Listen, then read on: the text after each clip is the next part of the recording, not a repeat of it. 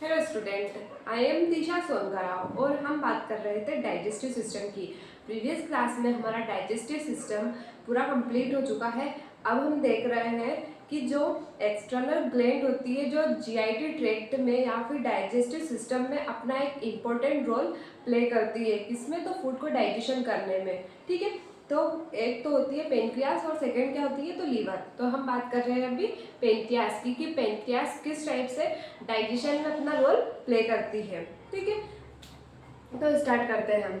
जो पेनक्रियास है सबसे पहले तो किस टाइप की ग्लैंड होती है तो क्रीमी पिंक ग्लैंड होती है। ठीक है, किस टाइप का कलर होता है इसका, क्रीमी पिंक कलर का। देन इसका वेट होता है 60 ग्राम एंड इसकी जो लेंथ होती है, इस टाइप से जो लेंथ है इसकी, ये कितनी होती है तो 12 से 15 सेंटीमीटर। ठीक है, 12 से 15 सेंटीमीटर ये लॉन्ग होती है हमारी पेनक्रियास। देन ये कहाँ पे प्रेजेंट होती है तो ये प्रेजेंट होती है epigastric and left hypochondriac region of abdominal cavity. Means जो हमारी एब्डोमिनल कैविटी होती है उसके एपिगैस्ट्रिक और हाइपोकॉन्ड्रिक रीजन में इसकी प्रेजेंस होती है। ठीक है, देन मीन्स जो यहाँ दिख रहा है आपको, ठीक है, ये ड्यूडेनल पार्ट। तो ये जो पार्ट है ड्यूडेनम से ये अटैच है, तो ये जो जो इसकी जगह है जहाँ पे ये सिचुएटेड है उस पार्ट को हम बोल रहे हैं एपिगैस्ट्रिक रीजन। एपिगैस्ट्रिक रीजन में है और कहाँ पे तो लेफ्ट साइड में है, और लेफ्ट साइड में भी कहाँ तो हाइपोकॉन्ड्रिक रीजन में। ठीक है, और कहाँ पे तो एब्डोमिनल कैविटी में। इस टाइप से इसका स्ट्रक्चर है। ये हो गई हमारी पेनक्रियास। पेनक्रियास के जो पेनक्रियाटिक जूस जो भी बनता है वो कहाँ जा रहा है तो ये यहाँ से ये आ रहा है हमारी ड्यूडेनम में। ये क्या हो गई हमारी पूरी ड्यूडेनम, और ये क्या हो गया हमारा गोल ब्लैडर, ये इधर लीवर से कनेक्ट रहेगा। ठीक है, तो जो लीवर है वो बाइल को पहुंचाएगा। देन ये हो गई हमारी बाइल डक्ट। ये क्या हो गई बाइल डक्ट। ठीक है, बाइल डक्ट से जो भी बाइल यहाँ से आएगा वो कहाँ आएगा तो वो भी ड्यूडेनम में आएगा। पेनक्रियास से जो भी पेनक्रियाटिक जूस है जब डाइजेशन की रिक्वायरमेंट होगी तो वो कहाँ जाएगा, फूड के डाइजेशन के लिए, प्रोटीन के ब्रेकडाउन के लिए। ये सब कहाँ पे आएंगे तो ड्यूडेनम वाले पार्ट में आ जाएंगे पेनक्रियास की डक्ट के हेल्प से। ठीक है, ये क्या है पेनक्रियाटिक डक्ट। ये 2 टाइप्स की होती है हमारी पेनक्रियास, एक तो एक्सोक्राइन होती है और एक होती है एंडोक्राइन। जो एक्सोक्राइन होती है उसको क्या बोलते हैं हम तो डक्ट, जिसके पास डक्ट है उस टाइप की ग्लैंड को हम बोलते हैं एक्सोक्राइन। और एंडोक्राइन जो डक्टलेस होती है। ठीक है, तो जो डक्ट वाली ग्लैंड होती है मींस एक्सोक्राइन ग्लैंड होती है। ठीक है, वो क्या करती है यहाँ से जो जितने भी हमारे डाइजेस्टिव एंजाइम होते हैं या फिर पेनक्रियाटिक जूस होता है उसका सिक्रीशन करती है या फिर उसको रिलीज करने का काम करती है। ठीक है, यहाँ पे ड्यूडेनम पार्ट में। देन नेक्स्ट क्या है तो अब मैंने जैसे आपको बताया कि जो हमारी पेनक्रियास है ये 2 पार्ट्स में डिवाइडेड है। तो जो हमारी एक्सोक्राइन है सबसे ज़्यादा पार्ट हमारा एक्सोक्राइन का ही होता है पेनक्रियास में। 98% जो है पेनक्रियास का वो क्या है तो वो एक्सोक्राइन है, और ओनली 2% क्या है इंडोक्राइन। इंडोक्राइन कैसे, जो डक्टलेस है जो क्या करती है हार्मोन का सिक्रीशन। ठीक है, तो पहले हम देख लेते हैं एक्सोक्राइन। ठीक है, तो एक्सोक्राइन ग्लैंड किस टाइप से होती है तो multiple lobules made from many small grape like एसिनी।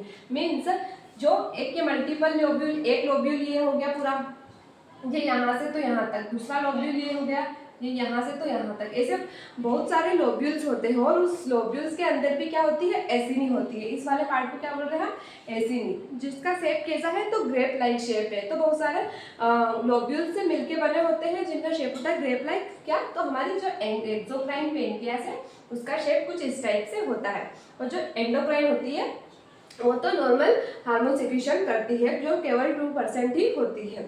ठीक है, देन इसका फंक्शन क्या है तो produce pancreatic juice, pancreatic juice का प्रोड्यूस करती है।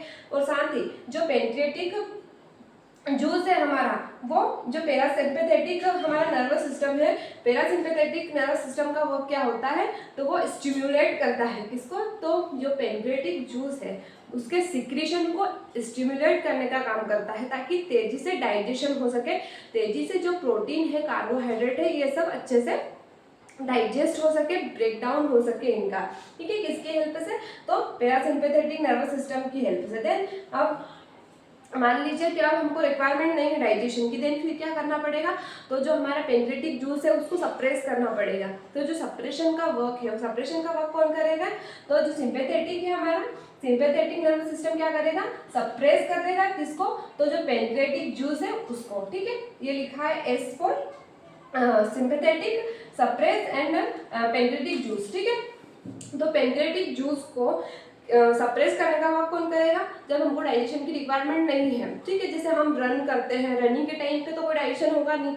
ठीक है, तो उस टाइम पे क्या होगा, जो सप्रेस हो जाएगा सिंपैथेटिक की हेल्प से। और मान लीजिए हम रेस्ट में है, ठीक है, आराम कर रहे हैं, तो आराम के टाइम पे क्या होता है कि ज़्यादा से ज़्यादा डाइजेशन की प्रोसेस होती है। तो जब ज़्यादा से ज़्यादा डाइजेशन की प्रोसेस होती है तब क्या होता है, जो हमारा पैरासिम्पैथेटिक नर्वस सिस्टम है वो क्या करता है, जो पेनक्रेटिक जूस है उसका सिक्रीशन या फिर उसका स्टिमुलेशन को इंक्रीज कर देता है। ठीक है, तो ये फंक्शन हो गए हमारे एक्सोक्राइन के, एक्सोक्राइन पेनक्रियास के। ठीक है, अब देखते हैं हम इंडोक्राइन पेनक्रियास के वर्क क्या है। तो ये क्या करती है, तो जो हार्मोन्स है उनका सिक्रीशन करते हैं, और जो हार्मोन है उनके लिए कोई डक्ट तो है नहीं, तो वो क्या करते हैं, वो डायरेक्टली डिफ्यूज हो जाते हैं। कहाँ पे, तो ब्लड स्ट्रीम होती है जो हमारी, वहाँ पे हार्मोन डायरेक्टली उसके जो एरिया है, उसका जो मेन उसका फंक्शन का एरिया है वहाँ पे वो चले जाती है या फिर डिफ्यूज हो जाती है।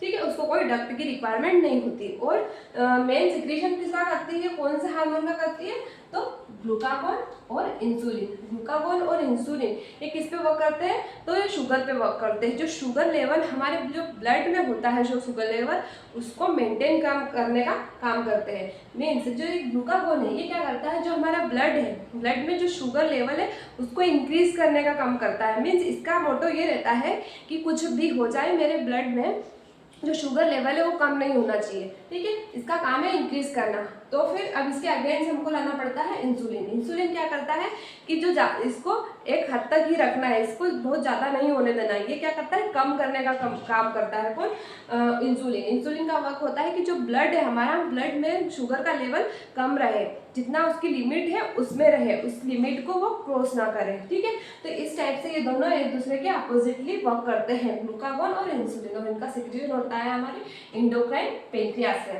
ठीक है, तो मेन डाइजेशन में कौन रोल प्ले करता है, तो हमारा एक्सोक्राइन। यहाँ पे क्या हो रहा है, पेनक्रेटिक जूस का सिक्रीशन हो रहा है। ठीक है, और एंडोक्राइन क्या कर रहा है, तो जो शुगर लेवल है उसको मेंटेन करने का काम कर रहा है। तो ये हो गया था हमारा पेनक्रियास। देन नेक्स्ट क्लास में अब हम देखेंगे लीवर।